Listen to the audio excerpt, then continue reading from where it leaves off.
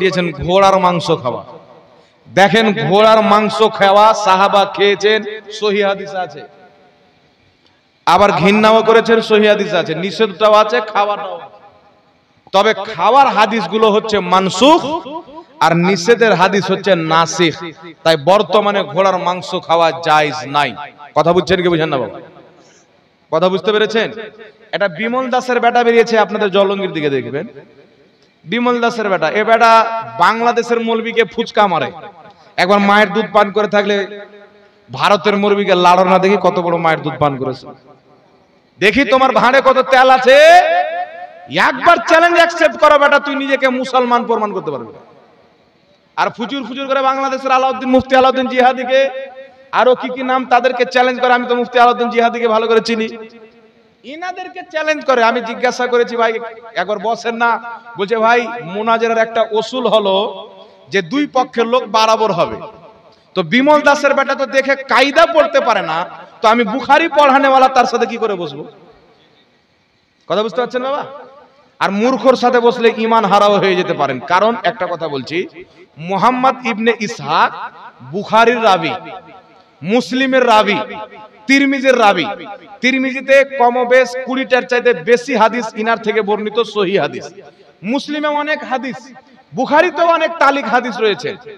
আর এই রাবীকে সে বাংলাদেশে 8 রাকাত 20 রাকাত তারাবির ব্যাপারে একটা বসেনি।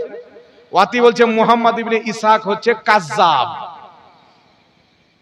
আচ্ছা, মুহাম্মদ ইবনে ইসহাক যদি তার কথা অনুযায়ী কাজ্জাব হয়, তার থেকে বুখারীতে যত হাদিস আছে সব জাল হাদিস, মুসলিম শরীফে যত হাদিস আছে জাল হাদিস, তিরমিজিতে তার থেকে কম হবে 26টা হাদিস আছে, 26টা জাল হাদিস।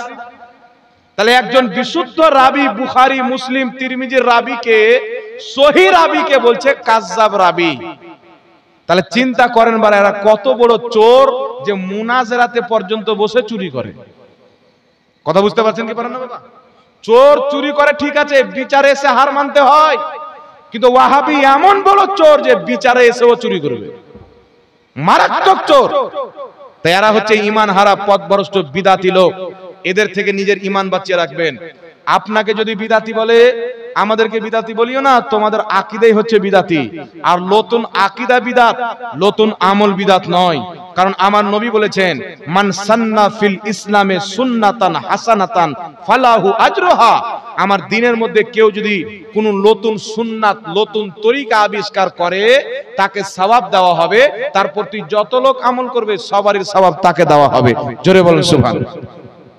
আর কেউ যদি খারাপ আবিষ্কার করে, মান সান্না ফিল ইসলামে সুন্নাতান সাইয়াতান কানা আলাইহি বিজলহা, মুসলিম শরীফের হাদিস।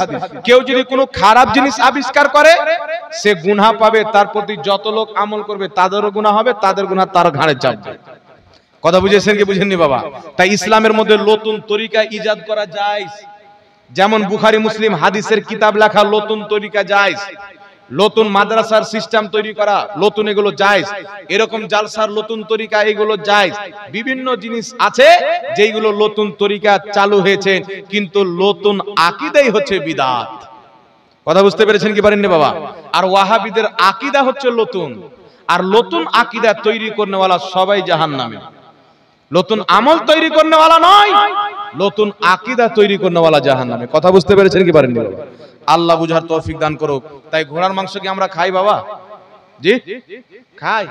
ওয়াহাবিদের মৌলবী বলেছে বীর্য খাওয়া যায়, বীর্য পাক খাওয়া যায়।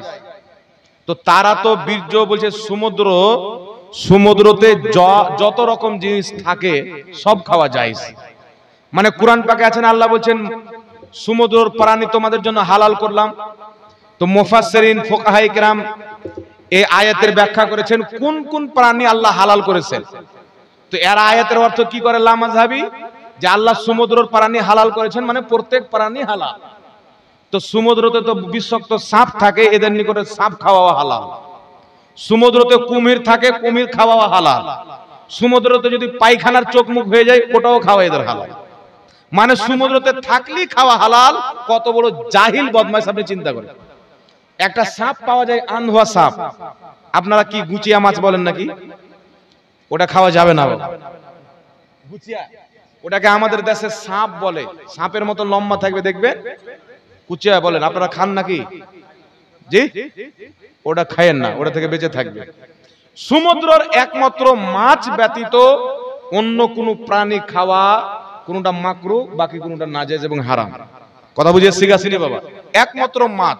আল্লাহ যে বলেছে সমুদ্রের প্রাণী তোমাদের জন্য হালাল করলাম, এর অর্থ হচ্ছে সমুদ্রের প্রত্যেক রকম মাছ তোমাদের জন্য মাছ হালাল করলাম। বাকি অনেক সমুদ্রের মধ্যে আপনার প্রাণী আছে যেইগুলো খাওয়া ইসলামে হারাম, যেমন সমুদ্রের পানির মধ্যে বিষাক্ত সাপ থাকে, খাওয়া হারাম। সমুদ্রের প্রাণীর মধ্যে কুমির আছে, খাওয়া জায়েজ নয়। এরকম অনেক জিনিস আছে। কথা বুঝতে পারছেন কি পারেন না বাবা? তো ওয়াহাবি কোরআন হাদিসের ব্যাখ্যা যেটা 1450 বছর থেকে চলে আসছে, এই সবকে তালাক দিয়েছে। আর আমেরিকা ইসরায়েল ফান্ডিং দিয়ে যে ব্যাখ্যা করতে বলেছেন, ওই ব্যাখ্যাটা তারা নিয়েছে। কথা বুঝতে পারছেন কি পারেন না বাবা? তো আমরা সুন্নি 1450 বছর পুরাতন ব্যাখ্যা মানি, তারা নতুন ব্যাখ্যা মানে। তাদের ব্যাখ্যা লাত মারতে হবে, পুরাতন ব্যাখ্যা কলিজার মধ্যে ভরে নিতে হবে, তাহলে আপনি নাজাত প্রাপ্ত হবেন। জোরে বলেন সুবহানাল্লাহ। যাই হোক ব্রাদার ইসলাম, এইগুলো প্রশ্নের ব্যাপারে এখানে উলামায়ে কেরাম আছেন, অনেক উলামায়ে কেরাম আছেন আমার বন্ধুর মতন, খাস করে মাওলানা ওয়েস কারনি কাদরি ভাই আছেন, জীবনী বক্তা। ইউটিউবে ইনাকে দেখে হবেন, খুব সুন্দর জীবনী করেন। আরো উলামায়ে কেরাম আছেন। একটি কিতাব পাওয়া যায় দালাইলে আহনাফ।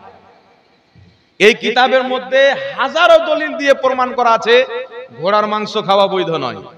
কথা বুঝে শিখাছিনি বাবা? আমাদের হানাফি মাযহাবের যেগুলো মাসআলা, এই প্রত্যেক মাসআলা কুরআন এবং সহিহ হাদিস দিয়ে প্রমাণ করা আছে। আমি উলামায়ে কেরামকে বলবো এই কিতাবটা আপনারা অবশ্যই পড়িয়েন। তাই ব্রাদার ইসলাম, আমরা আহলে সুন্নাত ওয়াল জামাত, আমরা কোন নতুন আকীদায় বিশ্বাসিত নয়। আমাদের আকীদা 800 বছর পূর্বের খাজা মঈনুদ্দিন চিশতির মতো আকীদা। আমাদের আকীদা 1000 বছর পূর্বের ইমামদের আকীদা। আমাদের আকীদা 1300-1400 বছর পূর্বের সাহাবা এবং তাবেঈনদের আকীদা। আমরা ওটাই আকীদা বিশ্বাস করি যেই আকীদা নবী এবং সাহাবা থেকে আপনার মুহাদ্দিসিনে কিরাম পর্যন্ত চলে আসছেন।